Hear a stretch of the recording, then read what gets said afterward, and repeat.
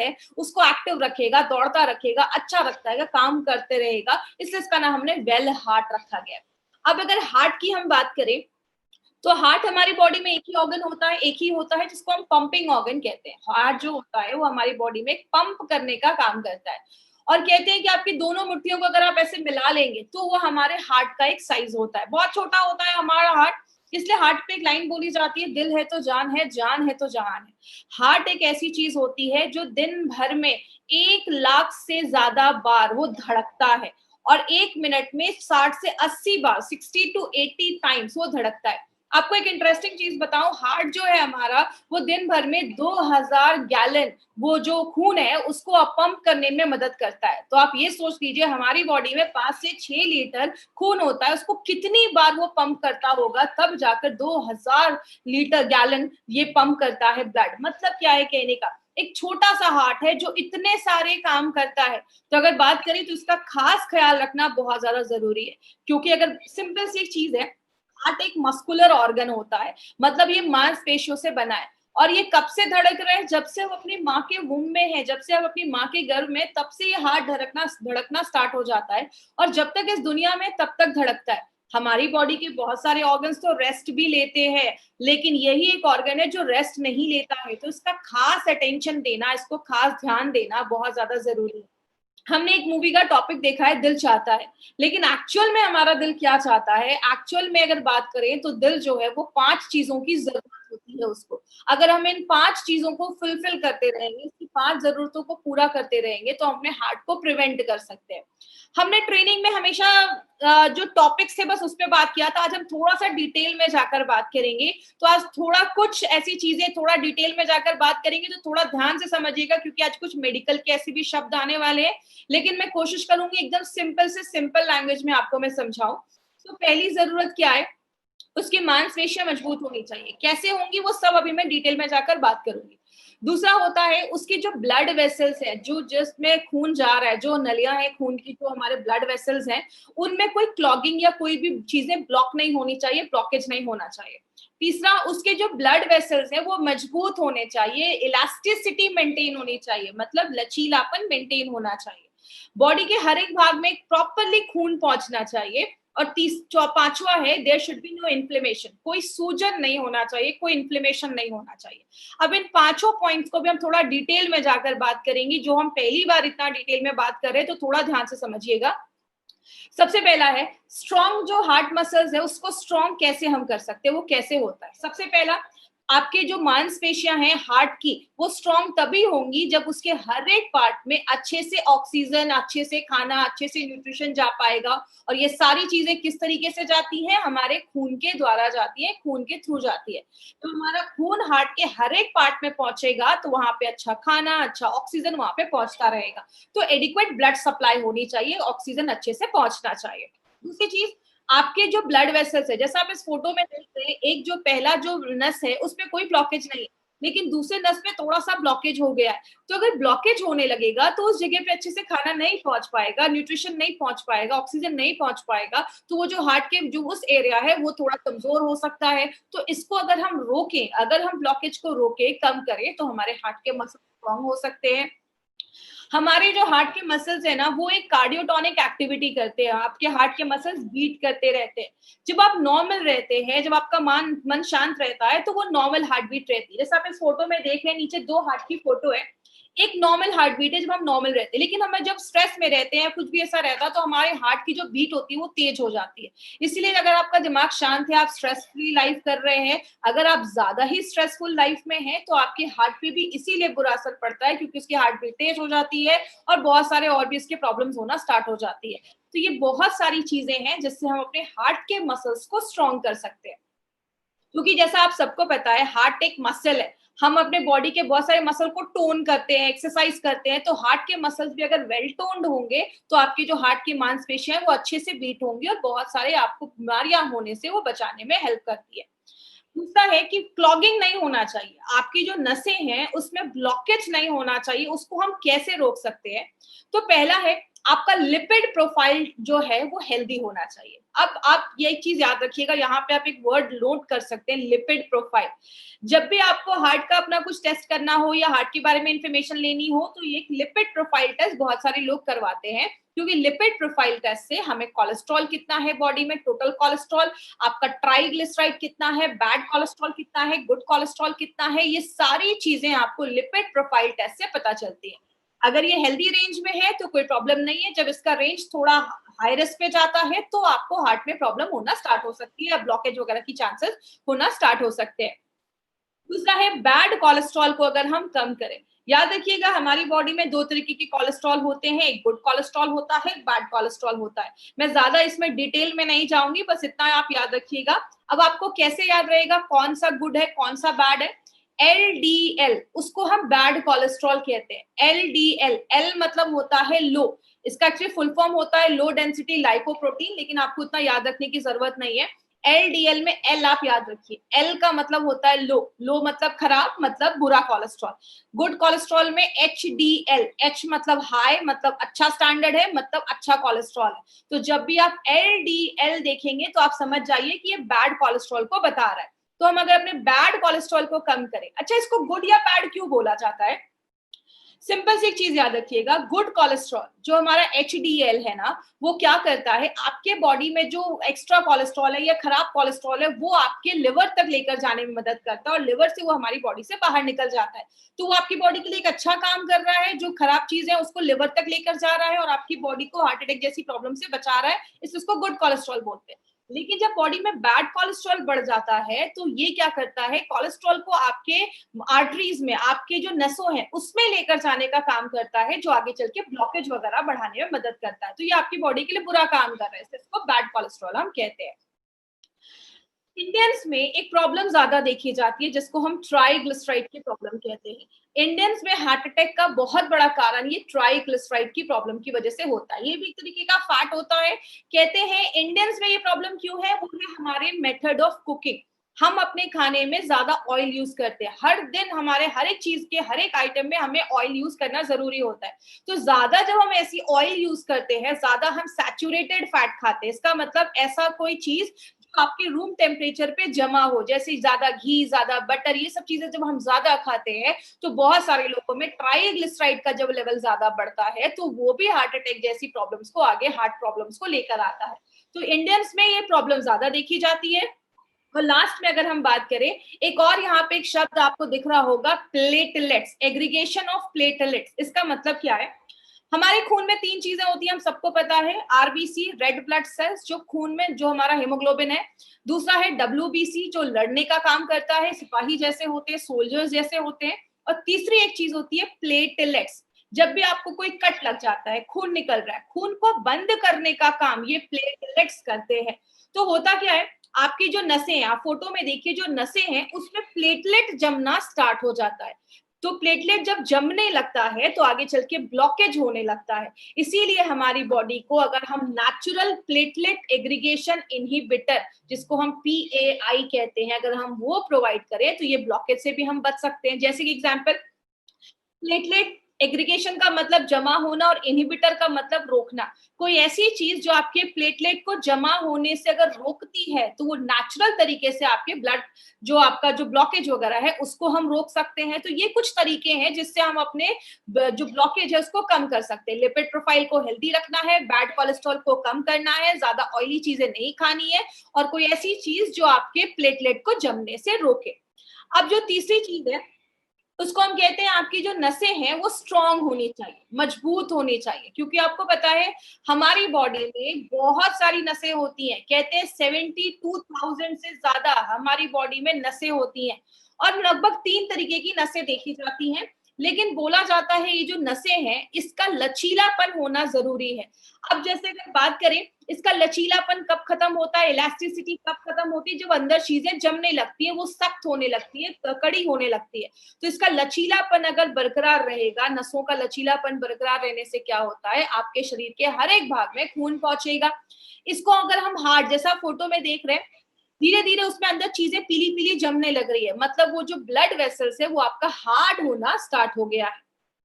और इंडियंस में एक प्रॉब्लम क्या देखी जाती है, इंडियंस में वेस्टर्न कंट्रीज के हिसाब से जो ब्लड वेसल्स होते हैं, जो खून की नलियां होती है, वो थोड़ी सी नैरो होती है, पतली होती है, इसलिए इंडियंस में ब्लड प्रेशर और अगर बात करें कार्डियक प्रॉब्लम, हार्ट की प्रॉब्लम की केसेस ज्यादा देखे जाते हैं और दूसरी वेस्टर्न कंट्रीज के पॉपुलेशन की कंपैरिजन में, इसीलिए इंडियंस में ये इश्यूज ज्यादा देखा जा रहा है। चौथा जो तरीका है उसको हम कहते हैं प्रॉपर सर्कुलेशन होना चाहिए। आपकी बॉडी में हर जगह खून का संचरण होना चाहिए, खून पहुंचना चाहिए। कहते हैं 3 तरीके के ब्लड वेसल्स होते हैं हमारी बॉडी में। एक होता है आर्टरीज। आर्टरीज क्या करता है, आपके पूरे शरीर से खून, आपके जो हार्ट से खून लेकर पूरे शरीर में लेकर जाता है। और आर्टरीज के जो खून होते हैं उसमें ऑक्सीजन होता है, मतलब आपने जब सांस लिया, ऑक्सीजन हमारे फेफड़ों में गया, फेफड़ों से क्या होता है, वो ऑक्सीजन जो ब्लड होता है वो आपके हार्ट में जाता है, और हार्ट क्या करता है, उस ब्लड को जो ऑक्सीजन वाला है वो पूरे बॉडी में आर्टरीज के द्वारा पहुंचाने का काम करता है। अब आपके जो वेन्स होते हैं, नसें होती है, जैसा आप अपने हाथ में देखेंगे तो आपको अपनी ब्लू ब्लू नसें दिखती हैं आपके हाथ के ऊपर।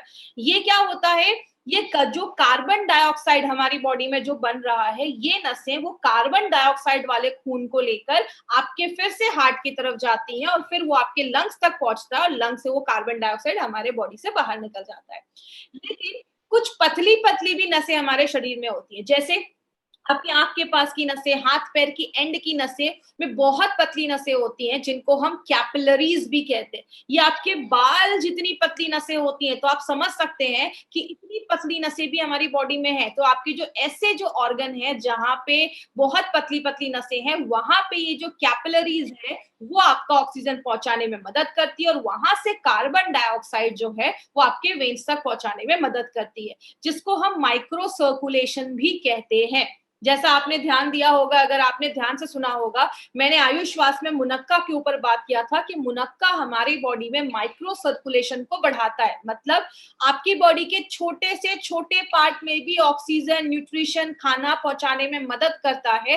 तो इसीलिए हमारी अगर कैपिलरीज मजबूत है तो हमारे शरीर के हर एक भाग में ऑक्सीजन पहुंचने में और खाने पहुंचने में प्रॉब्लम नहीं होगी। तो प्रॉपर सर्कुलेशन होना बहुत ज्यादा जरूरी है। अब लास्ट में जो ये टॉपिक है प्रिवेंट इन्फ्लेमेशन, इसके ऊपर थोड़ा सा ध्यान दीजिएगा, उसमें कुछ टेक्निकल वर्ड्स आएंगे लेकिन मैं बहुत सिंपल भाषा में आपको समझाऊंगी, आपको सारे ये शब्द रटने की जरूरत नहीं है।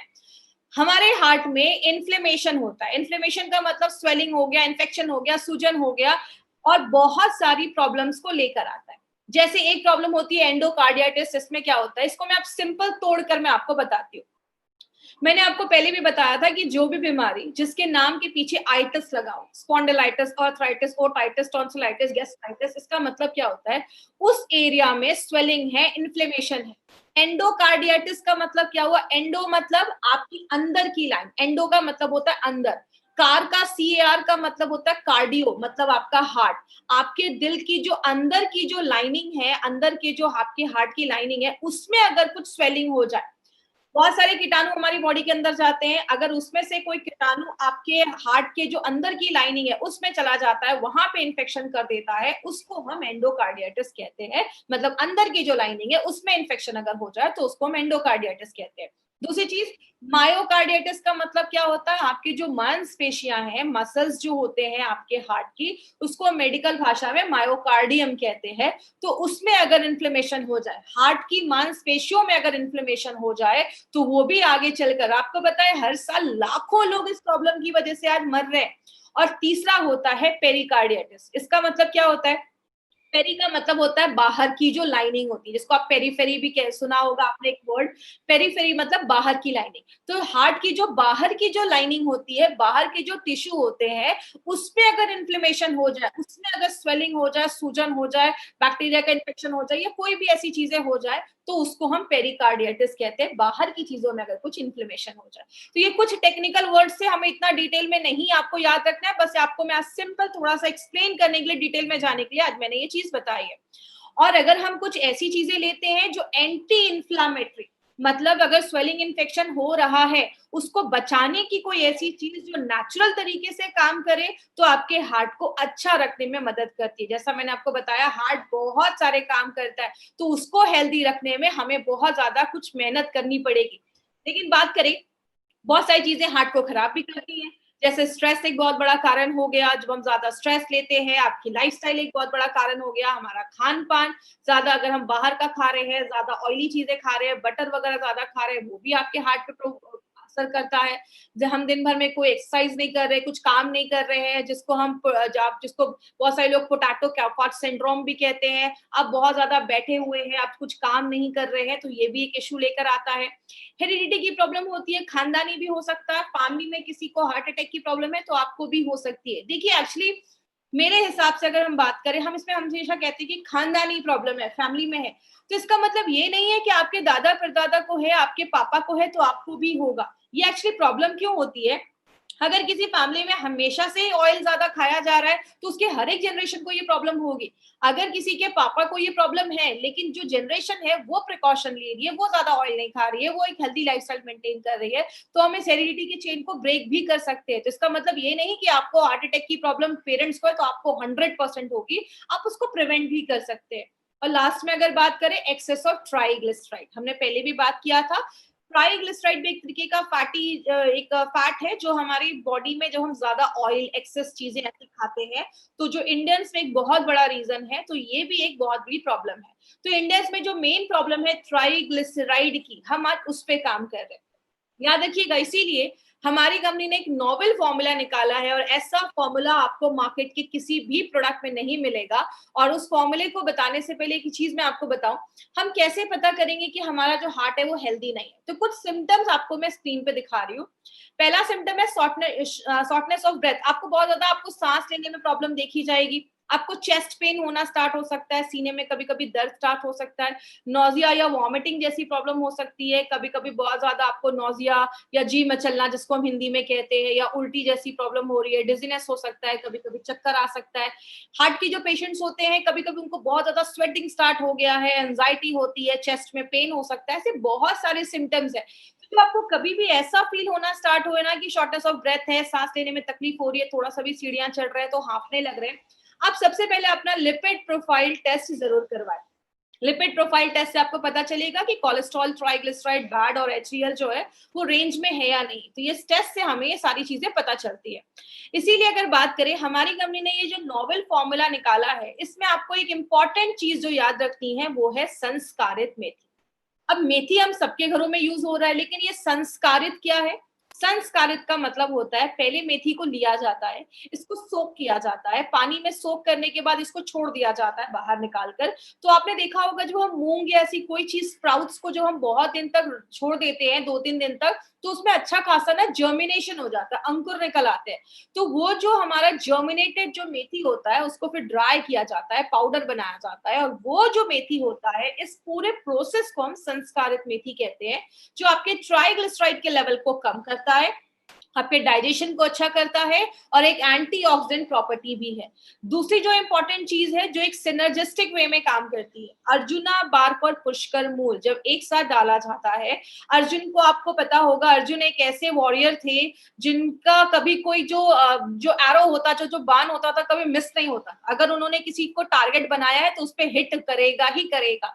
इसीलिए अर्जुना बार्क जो है वो आपके हार्ट के हेल्थ को अच्छा रखने में मदद करता है। और अर्जुना, इसलिए इसका नाम अर्जुना बार्क रखा गया, क्योंकि अगर इसने हार्ट को टारगेट किया तो हार्ट पे ही जाकर काम करता है और हार्ट को बहुत अच्छा स्ट्रॉन्ग करता है।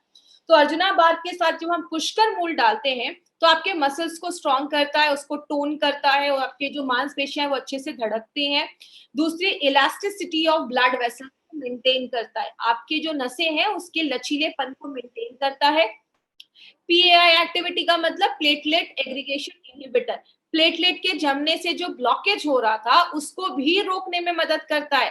याद रखिएगा माय फ्रेंड, मार्केट में ऐसी बहुत सारी मेडिसिन जो दी जाती है उसके साइड इफेक्ट्स देखे जाते हैं, और कोलेस्ट्रॉल को कम करने में भी मदद करता है। और लास्ट में हमने 3 जो जड़ी बूटियां इसमें डाली हैं, जिसको हम कहते हैं मुनक्का, सतावरी और गुड़ुची, ये जो 3 चीजें हैं वो क्या करती हैं? बायो एबिलिटी का काम करती है, मतलब और जो हमने जड़ी बूटियां डाली हैं उसके जो एब्जॉर्प्शन की कैपेसिटी है या बायो एबिलिटी है उसको बढ़ाने में मदद करती है। आयुर्वेदिक टर्म्स में योग वाही जैसा वर्क करती है। आगे बात करें किसको देना है, सबसे पहले जो भी 30 इयर्स के ऊपर है आप उनको ये प्रोडक्ट दे सकते हैं जिनकी एक हेक्टिक लाइफस्टाइल है, या जैसे कभी-कभी आपने देखा होगा 25 साल के हैं लेकिन हार्ट अटैक आ गया, 25 साल के हैं लेकिन कार्डियक अरेस्ट हो गया, मतलब एज तो उनकी कम है लेकिन हार्ट की कंडीशन ज्यादा हो गई है। मतलब आपकी जो क्रोनोलॉजिकल एज है, मतलब जो आपका पासपोर्ट पे आपका एज है जिस दिन आप पैदा हुए, जो आपकी एक्चुअल डेट ऑफ बर्थ है, बायोलॉजिकल एज का मतलब कुछ लोगों की एज तो कम होती है लेकिन उनका जो हार्ट का कंडीशन है वो ज्यादा है। ये कारण है आपकी जब अंदर की कोशिकाएं ज्यादा एजिंग ज्यादा होने लगती है उनकी, तो आपका हार्ट जो होता है वो वीक होने लगता है, तो कम एज में ये प्रॉब्लम होने लगती है। तो आपकी जो बायोलॉजिकल एज है उसको आपकी क्रोनोलॉजिकल एक्चुअल एज से ये अलाइन करता है, उसको एक जैसा करता है। अगर आप 40 साल के हैं तो आपकी हार्ट की कंडीशन जैसी होनी चाहिए, अगर आप रेगुलर यूज करते हैं तो उसको वैसा रखता है। कोलेस्ट्रॉल और ट्राइग्लिसराइड के लेवल को बैलेंस करता है, प्लेटलेट को जमने नहीं देता है, और अगर बात करें आपकी मांसपेशियों को मजबूत करता है। जैसा हमने देखा हमारी पांचों जरूरतों को ये प्रोडक्ट काम करता है। और याद रखिएगा मार्केट में ऐसी कोई भी मेडिसिन नहीं है, मार्केट में आपके खून को पतला करने के लिए एस्पिरिन जैसी मेडिसिन दी जाती है, प्लेटलेट को कम करने के लिए एंटी प्लेटलेट वाली मेडिसिन भी दी जाती है तो प्लेटलेट को जमने नहीं देती है, बीटा ब्लॉकर्स ऐसी मेडिसिन दी जाती है जो आपके हार्ट को थोड़ा सा स्लो कर देती है, जिसके साइड इफेक्ट्स देखे जाते हैं अगर आप लंबे समय तक यूज कर सकते हैं, और आपकी आर्टरीज में जमने से उसको हार्ड होने से रोकता है।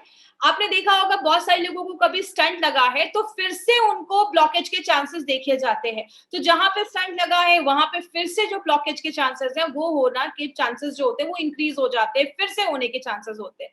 तो अगर कभी किसी को ऐसा हुआ है ऑपरेशन करवाने के बाद 2-4 महीने हो गए हैं तो आप उनको भी अपना वेल हार्ट रिकमेंड कर सकते हैं।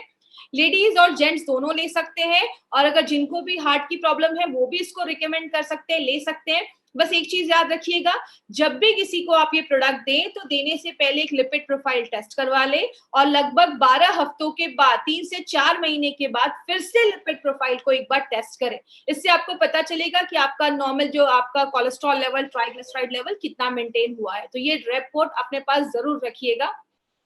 किसको देना है, 40 साल के ऊपर के लोगों को दे सकते हैं, 25 से 40 साल के बीच में और एक फैमिली हिस्ट्री है आप उनको भी ये प्रोडक्ट दे सकते हैं। हल्का फुल्का हार्ट का इशू लगता है, जैसा मैंने आपको जो सिम्टम्स बताए, शॉर्टनेस ऑफ ब्रेथ है या चेस्ट पेन है, उधर भी आप दे सकते हैं, और जितनी जल्दी आप स्टार्ट कर देंगे उतना आपके लिए अच्छा है। तो 25 साल के भी हैं अगर आप तो भी साल में इसको 3-4 महीने ले सकते हैं। लेना कैसे, सुबह एक कैप्सूल नाश्ता करने के बाद और रात में कैप्सूल खाना खाने के बाद, दिन में 2 बार लेना है, सुबह शाम आपको लेना है, आफ्टर योर मील खाना खाने के बाद लेना है। इसकी मार्केट अपॉर्चुनिटी की अगर हम बात करें, बोला जाता है ये जो आप पेज देख रहे हैं ये WHO का पेज है। WHO की पहली लाइन ही क्या है, cardiovascular diseases are the number 1 cause of death globally. मतलब क्या है, हर साल लगभग 17 से 18 मिलियन लोग हर साल से कार्डियोवास्कुलर मतलब दिल की बीमारियों की वजह से आज उनकी डेथ हो रही है, तो नंबर 1 कारण बन चुका है। और इंडिया में ऐसे जो प्रोडक्ट जो हमारे हार्ट के सोल्यूशन को लेकर आते हैं उसका जो अगर मार्केट की बात करें तो 5,000 करोड़ से भी ज्यादा है। तो आप समझ सकते हैं वेल हार्ट का हमारा कितना बड़ा मार्केट हो सकता है अगर हम इसको सही तरीके से लोगों तक इन्फॉर्मेशन अगर हम उनको पहुंचा सके, क्योंकि एक आयुर्वेदिक प्रोडक्ट इसका कोई आपको साइड इफेक्ट वगैरह नहीं है और नेचुरल तरीके से आपके हार्ट को प्रोटेक्ट करता है। किधर नहीं देना है, हार्ट अटैक आया है उस टाइम पे आपको, कभी कभी कुछ लोगों को अचानक एंजाइना की प्रॉब्लम होती है, बहुत ज्यादा हार्ट की दर्द होने लगता है, चेस्ट पेन होने लगता है, उस टाइम पे अगर किसी को हार्ट अटैक आया है तो वेल हार्ट नहीं खिलाना है, इमीडिएटली डॉक्टर के पास लेकर जाना है। ज्यादा ब्लॉकेज हो गया है तो डॉक्टर के पास लेकर जाइए। अगर कोई हार्ट की मेडिसिन ले रहा है, कोई भी ब्लड थिनिंग एजेंट ले रहा है, तो उसको रिप्लेस करके आपको ये प्रोडक्ट नहीं देना है। उसके साथ आप दे सकते हैं, 1 घंटे का गैप मेंटेन रखिएगा, बट आपको कभी भी किसी की दवा को बंद नहीं करवाना है। आप डॉक्टर नहीं है किसी की दवा को बंद करवाना है। अगर किसी का बाईपास वगैरह हुआ है तो डॉक्टर से कंसल्ट करने के बाद ही, क्योंकि उस टाइम उनके बहुत सारी हेवी मेडिकेशन है, तभी आपको ये प्रोडक्ट देना है। तो ये था हमारा इल हार्ट है, उसको अच्छा करता है, वेल हार्ट करता है, इसलिए इसका नाम वेल हार्ट रखा गया है। अब 2-3 ऐसे पॉइंट्स के ऊपर मैं बात करूंगी। सबसे पहला, हमने इसमें गोल्डन वेजिटेरियन कैप्सूल्स का इस्तेमाल किया है। आप सबको पता है मार्केट में जो कैप्सूल्स होते हैं वो नॉन वेज के बने होते हैं, हमारा जो कैप्सूल्स है वो वेज का बना हुआ है। वेज जो कैप्सूल्स कैप्सूल्स होते हैं वो 6 गुना ज्यादा महंगे होते हैं, 6 टाइम्स ज्यादा कॉस्टलियर होते हैं मार्केट के नॉनवेज के कैप्सूल से। नॉनवेज की कैप्सूल्स की अगर बात करें तो उसमें मॉइस्चर ज्यादा होता है। मॉइस्चर का मतलब नमी ज्यादा होती है। मैं हमेशा एक एग्जांपल देती हूँ, गीला कपड़ा, सूखा कपड़ा। गीले कपड़े में कीड़े मकोड़े जल्दी लगेंगे, सूखे कपड़े में कुछ नहीं होगा। तो इसीलिए जिसमें मॉइस्चर ज्यादा है उसके खराब होने के चांसेस भी ज्यादा होते हैं, इसीलिए बैक्टीरिया की कोई गारंटी नहीं होती। और अगर टेम्परेचर हाई है तो साइज को डिफॉर्म, कैप्सूल्स के साइज चेंज होने के भी चांसेस देखे जाते हैं, जो वेज कैप्सूल्स में नहीं है। इसीलिए हमारी कंपनी कभी भी क्वालिटी से बार्गेनिंग नहीं करती है माय डियर फ्रेंड। हमारी कंपनी है जो वेज कैप्सूल्स, हमारे एक एक प्रोडक्ट जो आपको मिलेंगे सब में वेज कैप्सूल्स है। तो जो जैन है उनके लिए सूटेबल है, जो लोग नॉनवेज नहीं खाते उनके लिए तो बहुत अच्छी अच्छी चीज है ये। दूसरी चीज, हमारे हर एक प्रोडक्ट में नोवेल कॉम्बिनेशन के इंग्रेडिएंट्स डाले गए। अगर हम वेलहार्ट की बात करें तो वेलहार्ट में अर्जुना बाग, मुनक्का, ऐसी शतावरी, ऐसी बहुत सारी चीजें हमने मिलाकर डाली, और स्पेशली संस्कारित मेथी। तो आपको वेलहार्ट में 2 चीजें याद रखनी है, एक संस्कारित मेथी और दूसरा अर्जुना बार्क हमने डाला है जो आपके हार्ट को ही टारगेट करता है। तो हर एक प्रोडक्ट में हमने नोवेल कॉम्बिनेशन के इंग्रेडिएंट्स डाले हैं। और लास्ट में अगर हम बात करें, हमें ये जितने भी हमारे एलिमेंट्स के प्रोडक्ट्स हैं सबको आयुष का सर्टिफिकेशन मिला है, और वो भी आयुष का स्टैंडर्ड नहीं, प्रीमियम मिला है। प्रीमियम का मतलब होता है आप इंटरनेशनल लेवल पे भी इस प्रोडक्ट को प्रमोट कर सकते हैं। और ये टाइम्स ऑफ इंडिया की न्यूज है, 2013 से गवर्नमेंट ऑफ इंडिया कह रही है कि जब भी कोई आयुर्वेदिक प्रोडक्ट खरीदिए हमेशा ध्यान दीजिए कि उस पर आयुष का सर्टिफिकेशन है। इसीलिए अगर बात करें, गवर्नमेंट ऑफ इंडिया अभी से नहीं 2013 से ये चीज कह रही, क्योंकि आयुष जो सर्टिफाइड प्रोडक्ट्स है, स्पेशली अगर प्रीमियम की बात करें तो उसको हम क्वालिटी यू कैन ट्रस्ट, जिस पे आप भरोसा कर सकते हैं। और हमने ये सारे प्रोडक्ट्स अभी तक कवर किए हैं। और लास्ट में जिन्होंने सब्सक्राइब नहीं किया वो सब्सक्राइब करें। और लास्ट में टाइप्स ऑफ कस्टमर, आपको ABC अगर बात करें, ए का सर्कल बड़ा है, बी का छोटा है, सी का सबसे छोटा है, तो सबसे छोटे सर्कल में हमें नहीं जाना है। तो याद रखिएगा, सी जो क्रिटिकल पेशेंट है, सीरियस पेशेंट है, आईसीयू में है या 4 स्टेज कैंसर है, उधर हमें नहीं जाना है। प्लीज पेशेंट मत ढूंढिए, डॉक्टर मत बनिए, हमें ए और बी में जाना है। ऐसे लोग जो हेल्दी हैं और चाहते हैं कि फ्यूचर में भी हेल्दी रहें, और दूसरे जो बीमार हो चुके हैं, थोड़ी बहुत प्रॉब्लम है, इम्यूनिटी कम है या हल्की फुल्की कुछ सिम्टम्स दिख रही है, आप उन केसेस में आप उनको दे सकते हैं। तो ये चीज ध्यान देना है, हमें हमेशा ए और बी में ही काम करना है, क्योंकि वही मार्केट ज्यादा बड़ा है। और सी के लिए मार्केट में बहुत अच्छे हाई क्वालिफाइड डॉक्टर्स हैं, अच्छे अच्छे हॉस्पिटल है, उनको उनका काम करने दीजिए। ई कॉमर्स साइट पे जो हमारे प्रोडक्ट्स है, वहां से आपको कभी भी प्रोडक्ट्स नहीं खरीदने हैं, क्योंकि वो फेक एक्सपायर्ड हो सकते हैं। अमेजोन या फ्लिपकार्ट से आपको ये नहीं लेना है। जब भी लेना है आपको इंडिया शॉपिंग के आउटलेट से जाकर ही प्रोडक्ट्स लेना है। जिन्होंने आपको इस बिजनेस के लिए बारे में बताया है या प्रोडक्ट्स के बारे में बताया है, वो आपको ऑथेंटिक जगह बताएंगे जहां से आप प्रोडक्ट ले सकते हैं। और भी डिटेल्स के लिए indiashopee.com हमारा ऑनलाइन आपको एक वेबसाइट है जहां पे आप जाके प्रोडक्ट्स की और भी इंफॉर्मेशन ले सकते हैं। तो ये था हमारा आज का प्रोडक्ट ट्रेनिंग जो हमारा वेलहार्ट के ऊपर था। अब हम कुछ क्वेश्चन आंसर सेशन करेंगे। तो अगर किसी को वेलहार्ट से रिलेटेड कुछ क्वेश्चन है तो वो चैट के थ्रू मुझसे पूछ सकते हैं। 5 मिनट का आज क्वेश्चन आंसर सेशन होगा, तो प्लीज ध्यान से जो इंपॉर्टेंट क्वेश्चन है वही पूछिएगा। बिल्कुल दे सकते हैं। ब्लड प्रेशर के पेशेंट्स को भी आप रिकमेंड कर सकते हैं, इसका कोई साइड इफेक्ट नहीं है, लेकिन उनके आप मेडिसिन को प्लीज बंद मत करवाइएगा।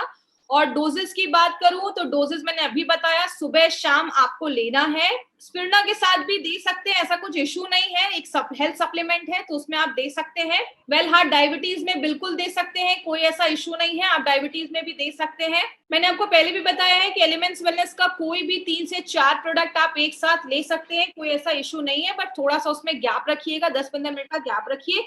अगर आप डेली टॉक्स के साथ वेलहार्ट ले रहे हैं तो आप 10-15 मिनट के बाद ले सकते हैं। डोजेज मैंने अभी बताया, सुबह 1 कैप्सूल नाश्ता करने के बाद और रात में 1 कैप्सूल खाना खाने के बाद। ब्लड प्रेशर की प्रॉब्लम है, हाई लो, आप दे सकते हैं, कोई आपके हार्ट को मसल्स को स्ट्रॉन्ग करेगा, इसका कोई साइड इफेक्ट नहीं है। किसी का ओपन हार्ट सर्जरी 4 साल पहले, वहां अगर अब इतने साल पहले हुआ है तो आप बिल्कुल दे सकते हैं, एज अ प्रिवेंशन ये काम कर सकता है। अभी मैंने बताया स्पिरुलिना के साथ भी दे सकते हैं, ब्लड प्रेशर में भी दे सकते हैं, कोई ऐसा प्रॉब्लम नहीं है। वेलहार्ट को मिनिमम 3 से 4 महीने तक आप लगातार ले सकते हैं, कोई ऐसा इश्यू नहीं है। देखिए, अगर कभी कभी जो हमारे चेस्ट में पेन होता है तो हमारे हाथ और पैरों तक, हाथ तक बॉडी में जो बॉडी के अलग पार्ट है उसमें भी पेन पहुंचता है। तो अगर ऐसा कुछ सिम्टम है और आपकी एज 25-30 साल के ऊपर है तो आप बिल्कुल साल में 4 महीने इसको एज अ प्रिकॉशन ले सकते हैं। अगर कभी किसी को स्टंट वगैरह लगा है और ऑपरेशन हुए टाइम हो चुका है, तो आप प्रिवेंशन के लिए भी ले सकते हैं। जैसा मैंने बताया, उसमें भी ये आपको फिर से होने के चांसेस से प्रिवेंट करेगा, अगर आप अच्छी लाइफस्टाइल भी इसके साथ फॉलो कर रहे हैं तो ही। नॉर्मल लोग भी इसको बिल्कुल ले सकते हैं। मैंने आपको पहले ही बताया, हमारे जो भी प्रोडक्ट है सारे वेलनेस पे काम करते हैं,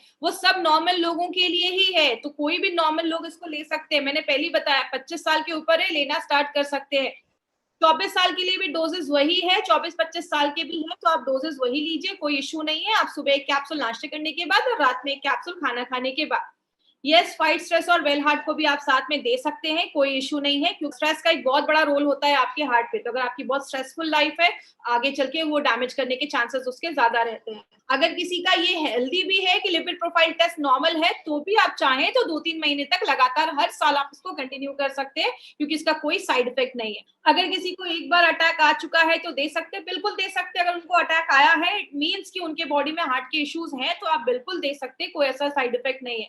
बट अगर उनकी कोई मेडिसिन चल रही है, मैं बार बार बोल रही हूँ, अगर कोई मेडिसिन चल रही है तो मेडिसिन को बंद नहीं करवाना है। तो आज की ट्रेनिंग हम यहीं पे खत्म करेंगे। थैंक यू सो मच हमसे जुड़ने के लिए। कल इसी टाइम पे हम फिर से मिलेंगे। Thank you so much.